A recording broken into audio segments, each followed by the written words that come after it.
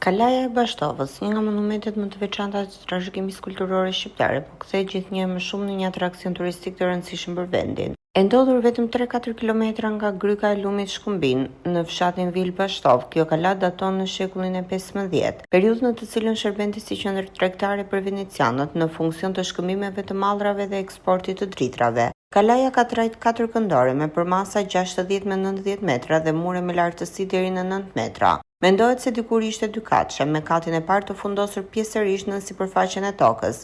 Ajo është e vetmja kështjell në Ballkane, ndërtuar në një fushë të hapur, çka e bën tërësisht unike në llojin e saj. Si monument kulture i mbrojtur nga shteti shqiptar, Kalaja e Bashtovës është gjithashtu dëshmi e gjallë e historisë së qytetërimit dhe tregtisë në ultësirën perëndimore të Shqipërisë. Rindërtimi pjesor në shekullin e 18, sendet arkeologjike të zbuluara brenda saj dhe aktivitetet kulturore që janë zhvilluar në mjediset e saj e bëjnë këtë kala një pikë referimi të rëndësishme për studiuesit dhe vizitorët. Përreth kalas, natyra i shton edhe më shumë bukuri këtij monumenti. Një pyll dafinash i shpallur monument natyre krijon një atmosferë të qetë dhe piktoreske për piknik dhe ecje në natyrë. Nga muret e kalas, panoramika është mbreslënse. Vizitorët mund të shohin Bregdetin nga Gjiri i Durrësit deri në Divjak e Karavastasi në Pëllëm të Dorës.